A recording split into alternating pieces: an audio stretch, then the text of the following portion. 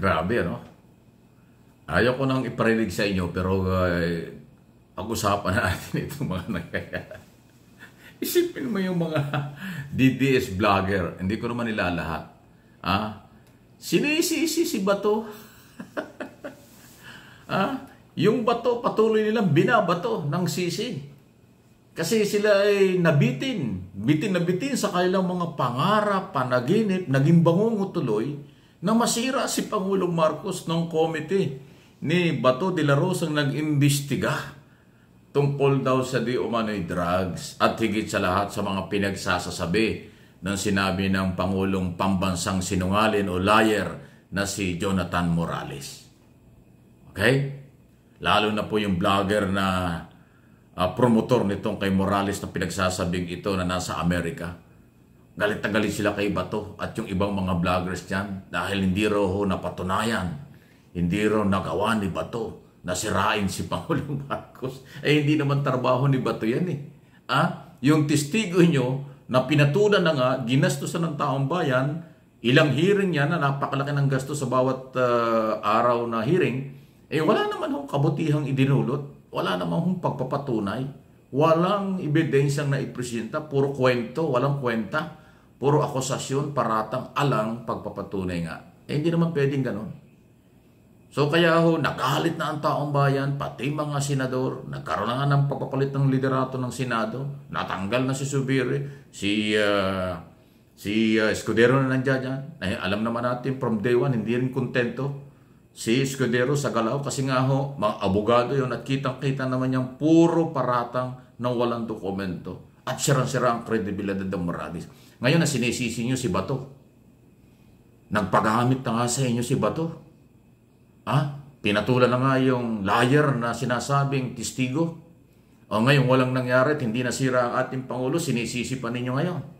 Alam ba nyo, lalong nasira si Bato dahil dito sa investigasyon ng extrajudicial killing at human rights violations sa war on drugs, double barrel campaign noong nakaraang administrasyon under Duterte. Iniimbestigahan sa Kongreso. Hindi nga dumalo hindi daw siya dadalo ron. Di ba? Wala kayong awa kay Bato. Talagang si Bato patuloy niyong binabato. Binabatikos siya ng mga vlogger na DDS. At siyempre binabatikos din si Bato ngayon ng mga Marcos loyalists at supporters dahil parang nawala yung tapang niya kung meron man siyang tapang. Bakit hindi niya maharap ng face-to-face, eye-to-eye? Yun pong mga testigong umiiyak na biktima ng tukhang. Every time mag-hearing ang Committee on Human Rights ng Kongreso, may iba-ibang biktima na dumarating doon dahil may panawagan yung Congressman Abante ng Maynila na siyang chairman na humarap, maglakas ng loob. Panahon na ngayon na yung mga biktima ng tukhang ay magsabi kung anong nangyari sa kanilang pamilya. Kaya bawat hearing, 3 na yatang hearing, yung 4 na, iba-ibang mukha na testigo nakikita ron. Yung ba yung iniiwasan ni Senador Bato at saka ni dating Pangulong Duterte na kapwa iniimbitahan para humarap sa hearing. Nagtago si Duterte doon sa batas na hindi daw siya pwedeng magpunta ron para laging magiging tinatawag niya yung magiging labag o laban sa kanyang self-incrimination na issue. Wow, nasa batas yun. Pero kung gusto mong makipag face-to-face sa mga senador at sa mga congressman at sa mga biktima ng tukhang, dapat harapin mo yan kung hindi kayo guilty. Bakit kayo nagtatago sa inyong karapatan? Paano naman ang karapatan ng biktima? Paano ang karapatan ng nawalang kamag-anak o pamilyang natukhang? Di ba? So, balikan ko si Bato de la Rosa. Hindi kontento ang mga Duterte vloggers at supporters dahil dun sa kanyang hearing. Walang nangyari. Nasira yung kredibilidad ng komite, ng senador at ng kanyang testigo. Ngayon sinisisi pa ng mga vlogger na kalyado ng mga Duterte at Kibuloy Camp. Kasi dalawang grupo, yung grupong yan, isa naman yan Kibuloy at Duterte Camp. Yung mga member at followers, yan po yung nasa likod ho niya na tuwan-tuwa kapag sinisira ang gobyerno. Kasi sila yung napapabagsak sa verbal at mga personal na atake na wala naman hong makukuhang suporta sa taong bayang matitino. Sa taong bayang matitino, hindi niya makukuha ang suporta para pabagsakin ang gobyernong ito. Kasi elected, may mandate, at ginagawa naman ang trabaho. So ngayon, Bakit nyo sinisisi si Bato? Kaya nga, sabi nga ni Bato, saan ako kukuha ng boto nito pagdating ng eleksyon sa 2025? Yung Marcos loyalists at supporters, ayaw sa kanya. Mga DDS, nagalit din sa kanya. Ay di lalo na yung Liberal Party na oposisyon, hindi rin siya iboboto niya. Kaya nga, nagmamakaawa na siya, makawala talagang boto siya makukuha, ay re-electionist siya. So inilagay nyo sa balag ng alanganin si Bato as chairman ng committee ng imbestiga doon sa sinasabing sinungaling testigo. Tapos ngayon sa Kongreso, ang tapang-tapang niya mag-warning na isosoman at magpapa-aresto sa mga hindi dumarating sa kanyang hearing. Tapos siya ngayon yung iniimbitahan ng Congress, official na hearing ng Kongreso, ayaw niyang dumalo, nawala yung tapang.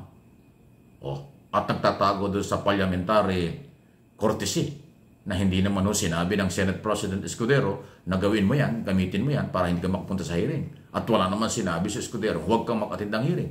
Ipinalaala lang na merong parliamentary courtesy. Pero hindi ibig sabihin, magtatago ka dyan. Nakita mo yun. Sabi, kulang ang basihan. Hindi ba to para hindi magharap sa hearing?